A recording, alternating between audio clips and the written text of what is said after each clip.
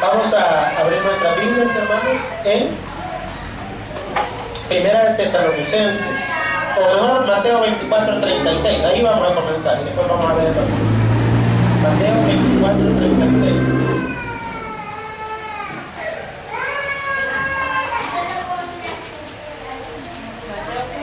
(24:36).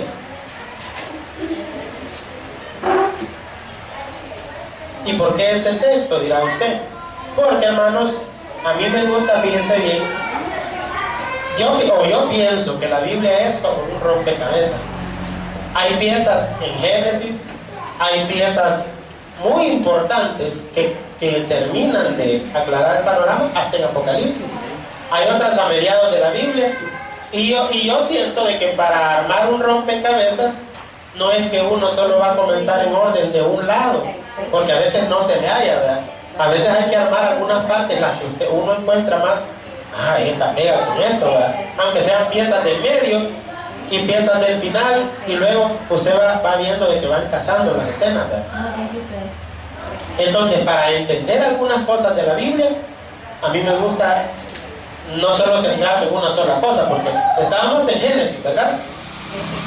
Acordémonos de que estábamos hablando en Génesis capítulo 1 de que decía de que todo estaba debajo del agua, luego Dios subió un poco de agua para arriba, agua para abajo, un poco de agua quedó en el mar, y luego en el diluvio cayó el agua que estaba arriba, y ahí nos metimos a hablar de que antes de Dios mandar el diluvio, le dijo a la gente que se prepararan. Y entonces ahí nos metimos al tema de que hay que estar preparado. Y yo les enseñé el pasaje bíblico donde decía que el día de la segunda venida de Cristo iba a ser como en los días de Noé, porque pegaba con lo que estábamos viendo allá de Noé. Ahí les explicaba yo que ahí no se refería el pasaje al arrebatamiento de la iglesia, sino que se refería a ¿qué? A la segunda venida de Jesús. Veamos ahí el pasaje. Pongámonos de pie.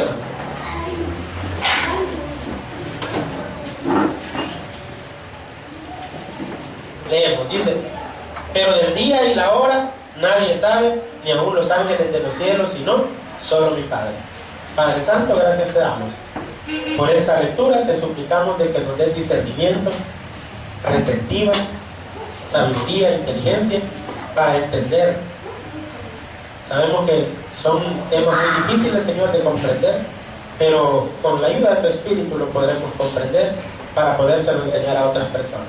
Te lo rogamos, te lo suplicamos en el nombre de Jesús. Amén y amén. Pueden sentarse.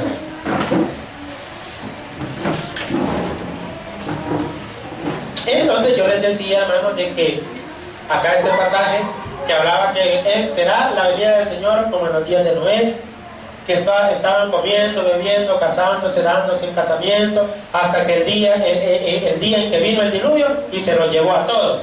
Así estarán cuando Cristo venga, dos personas, dicen, y uno será tomado y el otro será dejado. Ahí les explicaba yo que igualito que en los días de Noé, el que fue tomado o llevado es el que se condenó, y el que fue dejado, que en el caso del diluvio fue Noé, fue el que se salvó. Incluso también en la gran tribulación, el que termine la gran tribulación y haya recibido al Señor, no se haya puesto la marca de la bestia o su número, ni en la frente ni en la mano derecha, sino que haya creído en el Mesías durante ese periodo, será dejado en la tierra para heredar ese reino, va a entrar en el reino milenial. Entonces yo les explicaba que el que es dejado entonces es el que se salva, y el que es tomado es el que se condena. Eso nos llevó al punto de que quiénes son los que agarran a estas personas, que dice que como que los raptan, los arrebatan. En unos pasajes dice que es como el campo que arrebata el viento, y que los impíos serán arrebatados, pero se refiere de que cuando Cristo venga con nosotros, va a mandar unos ángeles que van a arrebatar a estas personas, las van a tomar, van a estar vivos al final de la tribulación, pero van a tener la marca del diablo. Los van a tomar, pero los van a matar, y sus almas serán tomadas por esos ángeles y echadas al infierno. Entonces es como un rapto, pero un rapto de perdición. A esos inconversos los matan y sus almas son llevadas, pero no llevadas al cielo, sino que llevadas al infierno. Y estas personas, ¿cuándo van a resucitar? Para el juicio final, después del reino milenial de Cristo. Cristo viene con su iglesia, los mata a ellos y pone aquí Cristo su reino de 1000 años sobre la tierra. donde nosotros vamos a co-reinar juntamente con Él. Al terminar ese periodo de 1000 años, Dios va a resucitar a todas esas personas en cuerpo y alma para pasar al juicio final, el llamado juicio del gran trono blanco, y ser condenados para toda la eternidad y ser pasados del infierno al lago de fuego, que no es el mismo lugar. Son dos infiernos los que existen. El que está hoy en día, que está en el centro de la tierra, y el infierno final, que no se llama infierno, sino que se llama lago de fuego, ¿verdad? Lago de fuego. Entonces, hermanos, yo les estaba hablando entonces sobre esa segunda venida del Señor y que nosotros vendremos con Él. Y dice el versículo 36 que acabamos de leer: pero del día y la hora nadie sabe, ni aun los ángeles de los cielos, sino solo mi Padre. Alguien me pudiera decir a mí, tratando de refutar lo que yo estoy diciendo: pastor, mire, ¿cómo es que dice ahí que el día ni la hora nadie sabe? Porque usted mismo ha enseñado de que si supiéramos el momento o el día y la hora del arrebatamiento de la iglesia, a partir de ahí las demás fechas son fáciles de conocer. ¿Por qué? Porque, por ejemplo, yo siempre les he dicho: ¿cuándo va a ser el fin del mundo? ¿Cuándo va a ser? Ya se los he dicho. ¿O no se los he dicho? No, no había dicho. No saben cuándo va a ser el fin del mundo. No saben. Yo tampoco. No, el fin del mundo va a ser 1007 años después del rapto. Tiene lógica, porque el Señor se lleva a su iglesia. ¿Y qué comienza aquí en la tierra? 7 años de gran tribulación. Y luego Cristo viene a reinar ¿por cuánto tiempo? 1000 años. Y después de los 1000 años destruye la tierra. Entonces, para el fin de la tierra y el fin del mundo, ¿cuánto falta? 1007 años después del arrebatamiento. Entonces es bien fácil saber cuándo va a ser el fin del mundo. Lo difícil de saber es cuándo va a ser el arrebatamiento, ¿verdad? ¿Ya? O sea, si supiéramos la fecha del arrebatamiento, supiéramos que 7 años más tarde viene la segunda venida. Y supiéramos cuándo va a ser el fin del mundo, solo contamos 1000 años más. ¿Me entiendes? O sea, la idea es conocer la fecha del rapto. Entonces, si sabemos la fecha del rapto, sabemos la fecha de la segunda venida. Lo extraño es que este versículo, hablando de la segunda venida de Cristo con su iglesia, dice: pero del día y de la hora nadie sabe. Y yo estoy diciendo que sí se sabría a partir del arrebatamiento. Porque dice aquí que nadie sabe, ni aun los ángeles de los cielos, sino solo mi Padre. Aparentemente hay una contradicción entre lo que yo estoy diciendo y lo que la Biblia dice, ¿sí o no? ¿Por qué esa aparente contradicción? Porque yo estoy diciendo que al saber la fecha del arrebatamiento sí se sabría el final de la segunda venida, y Jesús dice aquí: nadie sabe. ¿Saben por qué? Porque Jesús les estaba hablando en ese momento histórico, y en ese momento, como todavía no había sido el arrebatamiento, nadie sabía. Él no dijo nadie lo sabrá. Pónganle atención al tiempo de los verbos. Él dice nadie lo sabe. ¿Y que acaso alguien sabía en ese momento cuándo iba a ser el arrebatamiento? ¿O es que acaso en ese momento que Jesús estaba hablando, alguien sabía cuándo iba a ser la segunda venida? Nadie lo sabía, ¿ya? Pero la gente que se queda en la tribulación va a saber cuándo va a ser la segunda venida de Cristo.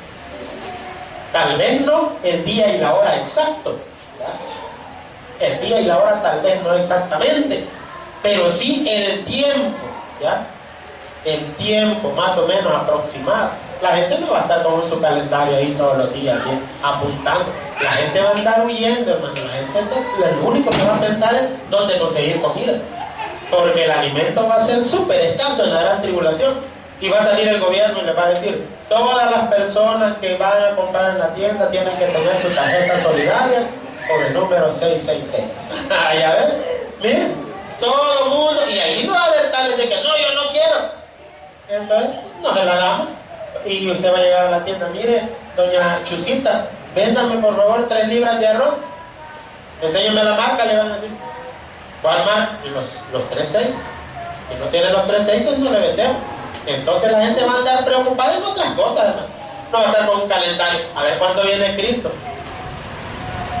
¿Me entiendes? Entonces, aquí, hermano, nos está diciendo que nadie sabe, ¿verdad? Porque nadie sabe la fecha del rapto. Pero sí dice que va a ser como en los días ¿de quién? Como en los días de Noé. Ahora, Hablemos un momento acerca del arrebatamiento de la iglesia entonces. Y yo le decía, yo le explicaba a usted, que como por acá se dice, y en muchos textos bíblicos se dice que va a ser como ladrón en la noche, a uno lo han engañado diciéndole de que el arrebatamiento será como ladrón en la noche. ¿Sí o no? Eso es lo que la mayoría de nosotros había escuchado en las iglesias. Que el hermano le dice, el Señor vendrá por nosotros, como ladrón en la noche. Hay que estar preparado porque Él va a venir en el momento que no esperamos. Eso no se aplica a la iglesia y lo vamos a demostrar ahorita. Busca 1 Tesalonicenses capítulo 4 versículo 13.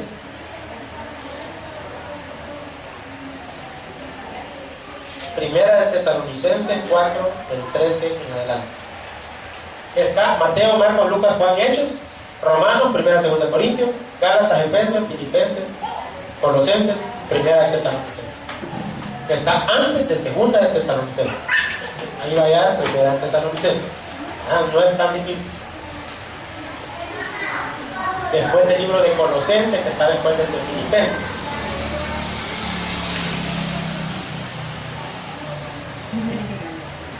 ¿4:13? ¿Lo tenemos, hermano? Dice, tampoco queremos hermanos. ¿Con quién está hablando aquí? Con hermanos. ¿Cuántos son hermanos de ustedes? Vamos a ver, levanten la mano los que no son hermanos. O ya no caen tan fácilmente, ¿verdad? Vaya, hermanos, no queremos, dice, que ignoréis. Y por eso les está hablando esto, para que deje uno de ser ignorante. Mira, hay iglesias donde les conviene que la gente sea ignorante. Porque piensan los pastores que si los miembros llegan a conocer un poquito más, puede que les guste y van a saber más y hasta les pueden quitar el puesto. Y algunos piensan que teniéndolos en ignorancia, así les pueden robar mejor. ¿Entiendes? Entonces ese es un error, ¿verdad? Siempre la Biblia habla en términos de que Dios no quiere que ignoremos las cosas. Y por eso Dios me ha dado a mí la tarea de designorarnos a todos, ¿verdad? Luego dice, acerca de los que duermen. ¿A qué se refieren los que duermen ahí? A los que estaban muertos en Cristo. Las personas que en ese momento ya habían fallecido, pero que eran cristianos cuando estaban vivos, ¿verdad? Entonces esas personas se dice dormir. ¿Por qué? Porque cuando a uno lo entierran como que está dormido, ¿sí o no? El que aparentemente está dormido es el cuerpo, pero mucho cuidado con la falsa doctrina de los mormones y otras sectas, la doctrina llamada el sueño del alma. Testigos de Jehová, anonistas, algunas de estas sectas, a veces lo niegan algunos miembros que creen en eso, pero cuando uno discute algunos temas con ellos, aparentemente creen en eso, pues. El sueño del alma. El alma no está dormida cuando uno muere, ¿no? El alma está consciente. Si no, acordémonos del rico y Lázaro. ¿Estaban inconscientes o estaban conscientes en el seno de Abraham? O sea, Lázaro estaba consciente en el seno de Abraham. El padre Abraham estaba consciente, hasta hablaba con el rico. Y el rico estaba en el fuego y estaba hablando con Abraham. Entonces no estaba dormida el alma, ¿o sí? Me dirá usted, ¿y aquel texto, pastor, de Daniel capítulo 12, donde dice que los que estén dormidos en el polvo de la tierra, dice, serán despertados, unos para vida eterna y otros para vergüenza y confusión perpetua? Sí. ¿Quiénes son los que están dormidos en el polvo de la tierra? ¿Las almas o los cuerpos? El cuerpo, porque el cuerpo es el que vuelve al polvo. Eclesiastés 12:7 lo confirma. El polvo vuelve a la tierra como era y el espíritu vuelve a Dios que lo dio. Entonces cuando dice los que duermen en el polvo de la tierra, no se refiere al alma. Porque el alma ni está dormida ni está en el polvo. Porque si el alma se quedara juntamente con el polvo cuando la persona muere, entonces la persona no estaría muerta, estaría viva porque todavía tendría su alma. ¿Sí o no? Es que tiene lógica, hermano. Recuerden, hermanos, que si tienen alguna pregunta en lo que yo estoy explicando, algo no me doy a entender muy bien, inmediatamente levanten la mano. No esperen que hay después porque se les va a olvidar. Inmediatamente pregunten, ¿verdad? Por favor, tenga esa confianza. Entonces, hermanos, los que duermen eran los muertos en Cristo, pero que sus almas se habían ido ¿para dónde? ¿Para dónde va el alma de un creyente a morir? ¿Al cielo, al infierno se queda en el cuerpo o anda ahí pululando por los aires. ¿Ah? Descanso, dice. ¿Pero a dónde? En el cielo. Entonces, ¿descanso qué? ¿Inconsciente o consciente? Consciente. Este es descanso porque ya no se esfuerza nadie en trabajar ni nada, pues, ¿verdad? El sueño de toda la lámpara, ir al cielo para allá no hacer nada. Pero no, fíjense bien, están conscientes. Y en el cielo.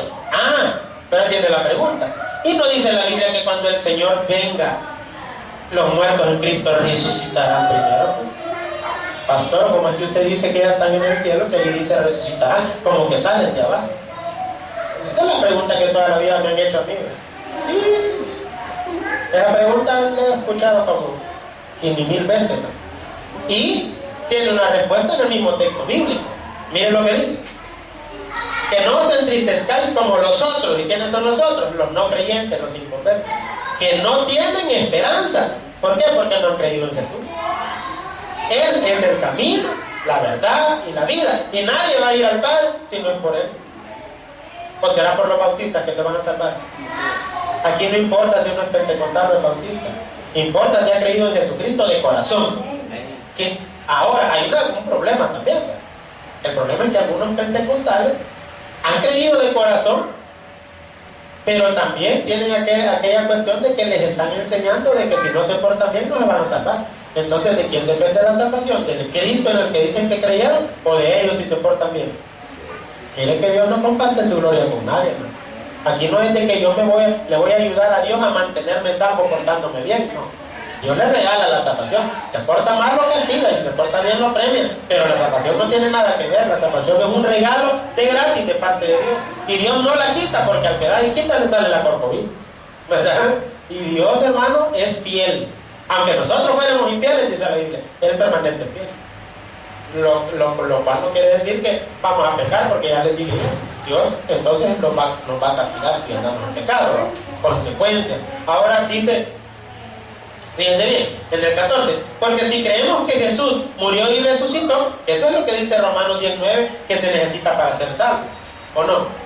Que si confesares con tu boca, dice, que Jesús es el Señor, y creyeres en tu corazón que Dios le levantó de entre los muertos, o sea que si Dios lo levantó de los muertos, es porque se había muerto, ¿verdad? Obvio, ¿verdad? Había muerto y Dios lo resucita, ¿sí o no? Entonces aquí dice, si creemos que Jesús murió y resucitó, así también, ¿qué palabra dice ahí, hermano?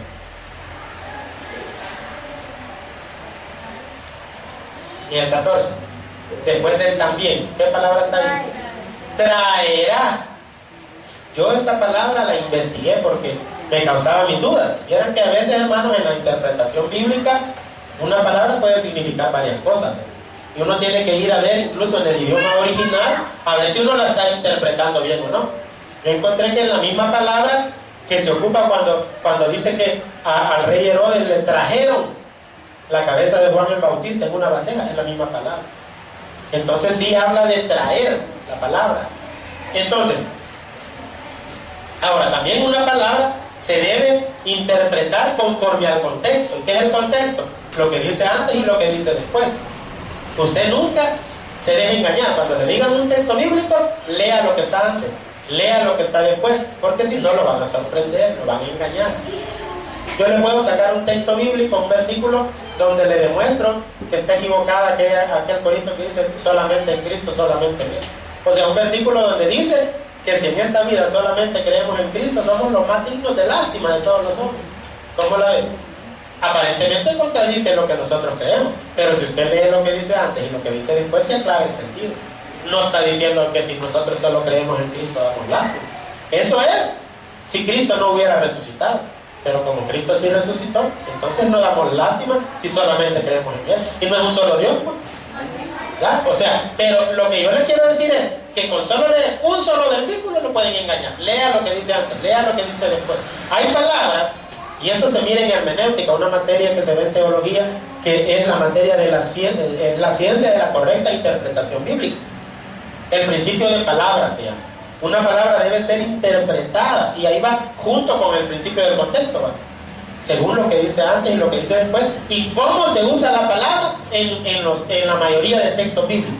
Y esta palabra, hermano, en el contexto también significa traer, porque dice ahí, miren, así también traerá Dios con Jesús, o sea, en compañía de Jesús.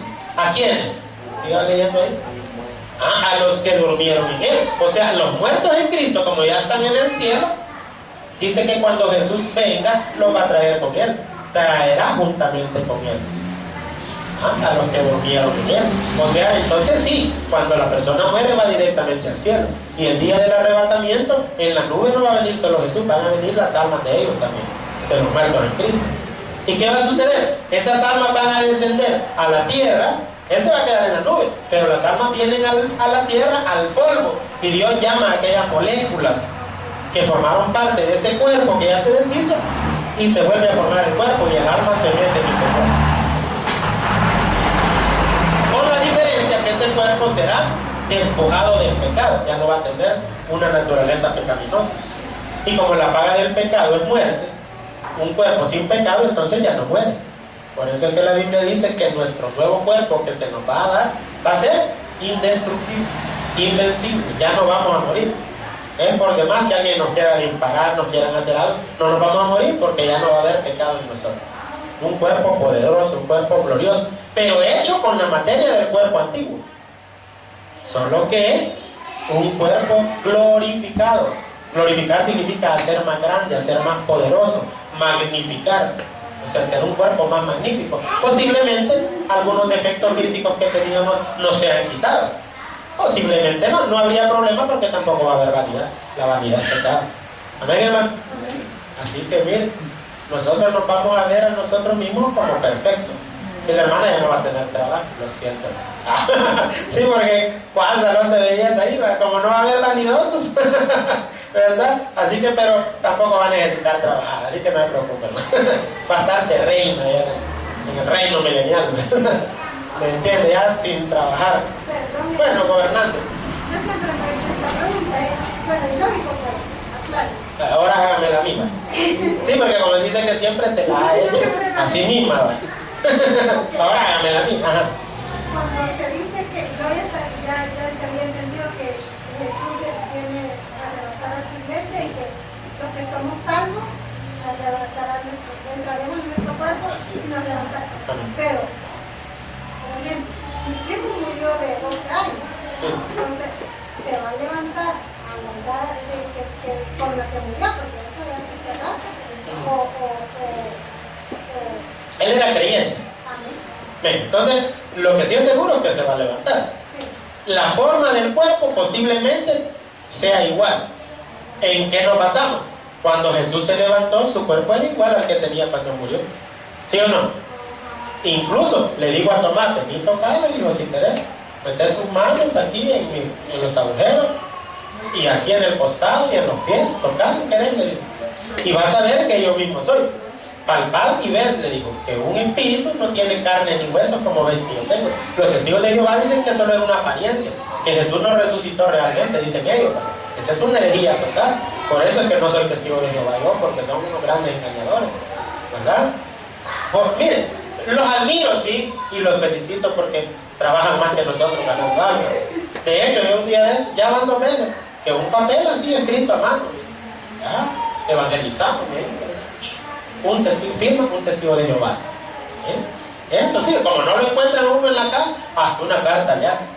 Miren, o sea, los admiro. Bien dicen por ahí, ¿verdad? Que un cristiano perfecto sería un cristiano que tenga el cerebro de un bautista, el corazón de un pentecostal y los pies de un testigo de Jehová.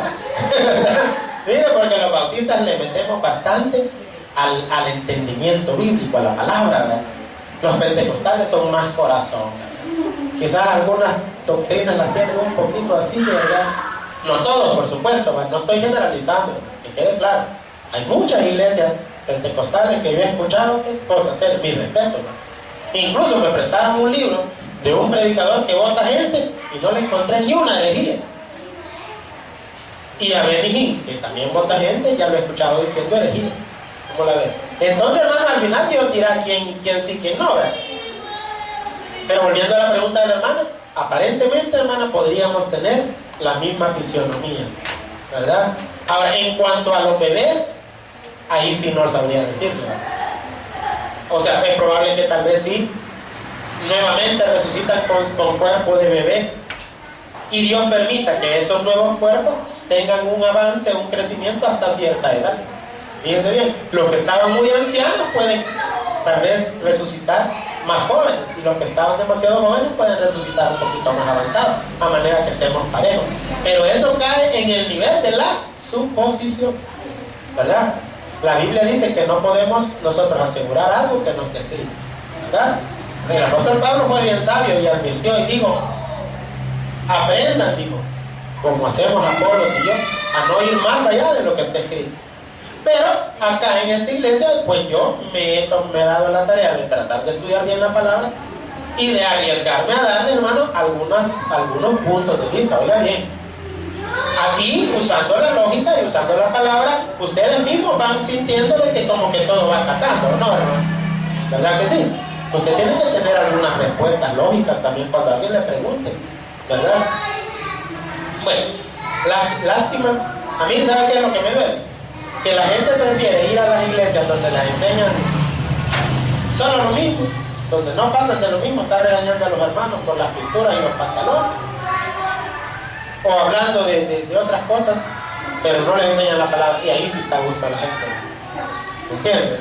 Donde realmente hay cascajo, ¿verdad? La verdadera palabra, la gente no la aprecia. Pero bueno, allá cada quien. Ahora, ahí entonces dice: traerá Dios con Jesús a los que durmieron en él. Por lo cual os decimos esto en palabra del Señor, que nosotros que vivimos, que habremos quedado hasta la venida del Señor, ahí se refiere al arrebatamiento, no precederemos a los que durmieron. No precederemos a los que durmieron significa no vamos a ser antes de los que durmieron, de los muertos en Cristo. Ellos van a ser antes que nosotros. O sea, ellos son los primeros que descienden de la nube a traer sus nuevos cuerpos, suben a la nube nuevamente, y después vamos nosotros. Somos transformados. Supóngase usted que estuviéramos vivos, o que ahorita fuera el arrebatamiento. Los primeros que se levantarían son los muertos en Cristo, subirían a la nube. Y luego nosotros, estando así vivos, o sea, no veríamos muertos, no conoceríamos qué es la muerte. En ese momento seríamos transformados por nuestro nuevo cuerpo y subiríamos juntamente con ellos y nos vamos por 7 años al cielo. ¿Y qué vamos a ir a hacer al cielo en 7 años, hermano? A alabar a Dios, a recibir premios por todo lo bueno que hayamos hecho después de recibir a Cristo, si es que hicimos algo. Los que nunca ganaron un alma, los que nunca sirvieron, los que siempre nada, pues, entonces solo les van a decir: pásele, ¿verdad? Y otros no, fulano, ¿verdad? Pase adelante, ahí le tenemos sus coronas, ¿sí? Y un cristiano que era bueno, bien contento: ¿a dónde está la corona? No, hombre, coronas de las de aquí, no de aquella. Mire, entonces dice: no precederemos a los que durmieron. Versículo 16: porque el Señor mismo, con voz de mando, con voz de arcángel, con trompeta de Dios, descenderá del cielo, y los muertos en Cristo resucitarán primero. Ahí no es la voz del arcángel, no es la voz de Jesús, porque Jesús no es ningún arcángel, como dicen los testigos de Jehová, sino que ahí es un arcángel que anuncia la entrada de Jesús, y otro ángel toca la trompeta. Está el apóstol Pablo hablando en términos poéticos, como cuando un rey iba a entrar, que un hombre lo anunciaba: con nosotros el rey, y había unos que tocaban la trompeta y entraba el rey. Eso están escribiendo. No está diciendo que Jesús es el arcángel Miguel, y que porque ahí dice con voz de arcángel. Ese es un invento de Charles Russell y los testigos de Jehová. No, nada que ver. No, es que mire, que acuérdense que Miguel significa quien es como Dios. Miqueas significa quien es como Jehová, y no quiere decir que Miqueas sea como Jehová. Entonces el nombre no está indicando de que Miguel sea Jesús. Pero que a Jesús se le llama el ángel de Jehová. Sí, pero en Hebreos capítulo 1 dice: ¿a cuál de los ángeles le dijo Dios jamás: mi hijo eres tú? A ningún ángel se le ha dicho: mi hijo eres tú. Y a Jesús sí se le dijo, porque Él no es ningún ángel. Él es Dios Todopoderoso, junto con el Padre y el Espíritu. Amén, hermano. ¿Estamos entendiendo? ¿Preguntas? ¿Cuitas? ¿Cargas? ¿Nada? Vale, estamos bien. Entonces, continuation. Versículo 17. Luego nosotros, los que vivimos, los que hayamos quedado, seremos arrebatados juntamente con ellos en las nubes para recibir al Señor en el aire, y así estaremos siempre con el Señor. Por tanto, alentados los unos a los otros con estas palabras. Miren qué bonito. Nos vamos con el Señor. Amén, hermano. Ahora comienza. Fíjense bien, todo eso que acabamos de leer es para la iglesia. Y la iglesia está compuesta de judíos y gentiles. ¿Y quiénes son los judíos? Los que no son gentiles. ¿Y quiénes son gentiles? Los que no son judíos. Entonces, todo aquel que no es israelita es gentil. Pero fíjense bien. De ambos grupos, cuando una persona recibe al Señor, ya sea de los judíos o de los gentiles, cuando recibe a Cristo pasa a ser iglesia. ¿Y hay diferencia? Sí hay una diferencia entre los tres grupos. Si no me cree, busque 1 de Corintios.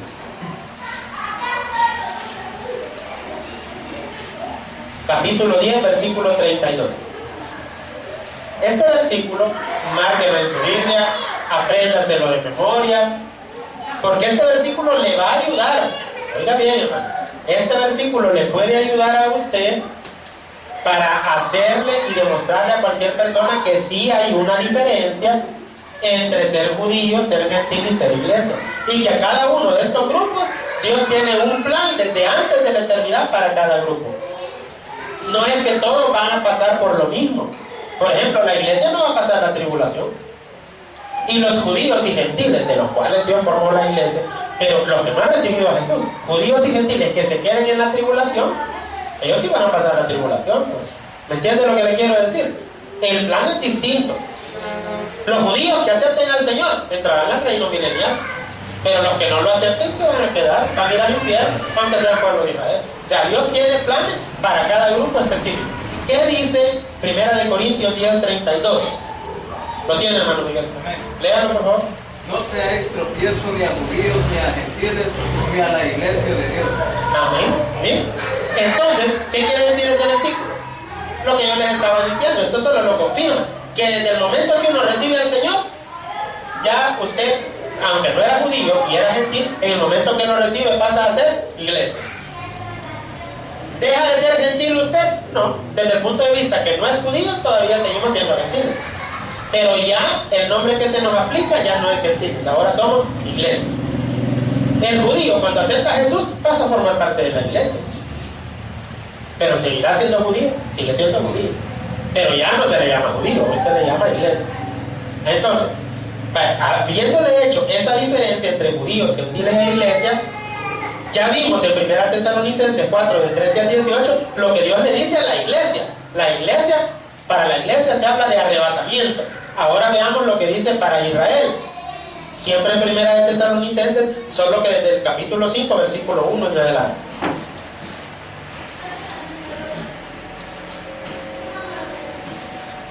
1 Tesalonicenses 5, 1 en adelante dice: pero acerca de los tiempos y de las ocasiones no tenéis necesidad, hermanos, de que yo os escriba. ¿Y por qué no tenían necesidad los hermanos de la iglesia de Tesalónica, cristianos igual que nosotros, gentiles? ¿Por qué no tenían ellos necesidad, y por ende tampoco nosotros tenemos necesidad, que se nos hable acerca de los tiempos y las ocasiones? ¿A qué se refiere la Biblia con los tiempos y las ocasiones? A lo mismo que se refiere en Hechos capítulo 1. Veamos Hechos capítulo 1. Tenga en mente ahorita, guayabese, esas palabras, tiempos y ocasiones. Vámonos a Hechos capítulo 1, versículos 6 y 7.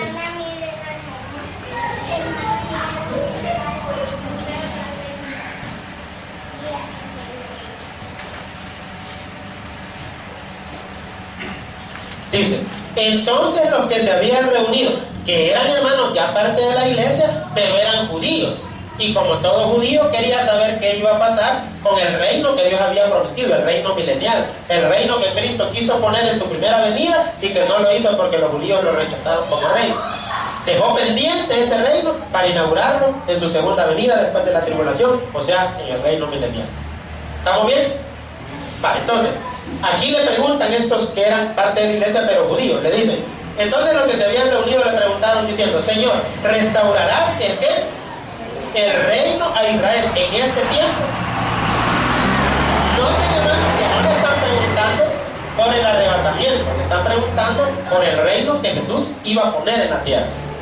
¿Y cuál fue la respuesta de Jesús? Versículo 7. No os toca a vosotros saber los tiempos o las sazones que el Padre puso en su sola potestad. Es lo mismo que estamos viendo aquí, miren, en Tesalonicenses. Pasémonos otra vez a Tesalonicenses. Los tiempos y las sazones que menciona ahí es lo mismo acá que los tiempos y las ocasiones. Es el tiempo. Cuando dice tiempo se refiere, hermano, a un periodo indefinido de tiempo. El tiempo que va corriendo de la historia. Y cuando dice allá las sazones y aquí las ocasiones, ya se refiere como que va el bus y hace una parada en el punto exacto. O sea, Señor, más o menos cómo vamos a reconocer los tiempos, o Señor, mejor dicho, cuándo específicamente va a ser. Es una pregunta que tiene que ver con dos cosas, ¿verdad? Con señales, con el panorama, con lo que se va a estar dando política, religiosamente, militarmente en el mundo, y más concretamente con lo exacto. Señor, mejor decirnos ¿cuándo? ¿Ya? Eso le estaban preguntando ahí, y el Señor les dice, miren, ni les voy a decir los tiempos ahorita ni las ocasiones, mejor vayan a predicarles. En vez de estar preguntando cuándo va a ser el reino, vayan a predicar. Ahí lo dice en Hechos 1:8, el siguiente versículo. Pero les dice, recibiréis poder cuando haya venido sobre vosotros el Espíritu Santo y me seréis testigos. En otras palabras, en vez de estar preguntando de que cuánto va a ser, vaya a ganar algo. ¿Cuánto vamos a ir a ganar alma el domingo? ¡Ven! ¡Aleluya! Llega, hermano. ¡Bárbaro! Gracias, hermanos, por ese amén tan nutrido de este público tan desnutrido. Como dijo aquel, ¿verdad? Miren, nadie dice amén porque saben que están en la casita bien galán, ¿verdad? Y nadie quiere ir a ganar almas, pero a la hora de las cuentas le van a pasar su facturita, hermano. ¿Está bien? Entonces, aquí ya está hablando del 5:1 en adelante, de 1 Tesalonicenses, de Israel. Porque los tiempos y las sazones se refieren a la venida del reino. ¿Y cuándo va a ser el reino? Cuando Cristo venga después de la tribulación, en su segunda venida. Entonces de eso va a hablar ahorita y le dice, 2, porque vosotros sabéis perfectamente que el día del Señor vendrá así como ladrón en la noche. Ahí está, miren. ¿Por qué no dijo como ladrón en la noche cuando habló en los versículos 13 al 18? Porque ya se estaba hablando del rapto. Aquí no, aquí ya va más relacionado a la venida de Jesús, que tiene que ver con el establecimiento del reino. Señor, ¿restaurará el reino en este tiempo? No les toca a ustedes saber los tiempos y las sazones. Acerca de los tiempos y las ocasiones, no tienen necesidad de que yo les hable. Pero se lo voy a decir. Nosotros sabemos perfectamente que el día del Señor, la segunda venida, para establecer el reino, vendrá como ladrón en la noche. Entonces, la pregunta es, ¿va a estar usted aquí en la tierra cuando Cristo venga como ladrón en la noche, en la segunda venida? No, porque usted y yo venimos con Él, que es muy diferente. Amén, hermanos. ¿Estamos entendiendo? Pregunta. ¿No? ¿Todo azul? Me llega, digo, que es un bien inteligente. Público inteligente que tengo yo aquí. Veamos, entonces dice, vosotros sabéis que el día del Señor vendrá así como ladrón en la noche, que cuando digan paz y seguridad, entonces vendrá sobre ellos destrucción repentina, como los dolores a la mujer encinta, y no escapará. Por el tiempo lo vamos a dejar hasta aquí, pero solo le voy a adelantar algo. ¿Por qué la Biblia dice entonces que como ladrón en la noche? La mayoría siempre lo han interpretado que como un ladrón que no avisa, sino que llega cuando todo el mundo está dormido, que así el Señor va a venir en el rapto cuando nadie lo espere. No, pero es que ahí no se está centrando a la actitud del ladrón, sino que el centro de esa frase, como ladrón en la noche, es la palabra la noche. O sea, que el Señor va a venir en un tiempo conocido como la noche. ¿Y qué es la noche, hermano? Las tinieblas, la oscuridad, el período más crítico de la historia de la humanidad. El Señor dijo, porque vendrá tiempo que nunca antes lo ha habido ni lo habrá. O sea, está diciendo que va a ser un tiempo específico, con una duración específica. ¿Cuánto tiempo dura ese año? ¿Cuánto tiempo, mejor dicho, dura ese periodo que va a ser el periodo más difícil para la raza humana? ¿Cuánto dura? La gran tribulación. ¿Y dura cuánto? Bueno, la gran tribulación. Pero antes de la gran tribulación está la tribulación. O sea, tribulación los primeros 3 años y medio. Y la gran tribulación, los otros 3 años y medio. Son 7 años que dura todo el periodo. Nosotros bien galan allá en Chonguenga y los que están aquí sufriendo. ¿Pero por culpa de quién? Por ellos, porque ellos fueron necios y no quisieron oír la palabra. Entonces, ese periodo se le llama la noche. Y Jesús va a venir después, cuando se acabe la tribulación. Va a estar aquí de noche en la tierra, pero en el sentido simbólico. Va a haber tinieblas, el anticristo va a estar gobernando. Y viene Cristo, y Él es el sol de justicia, y Él viene a poner la luz. Pero noten, a ese periodo, ¿por qué se le llama la noche? Eso lo vamos a ver la otra semana. Un periodo muy triste. Incluso la gente se va a querer quitar la vida y no va a poder. Y eso que durante 5 meses nada más, dentro de esos 7 años.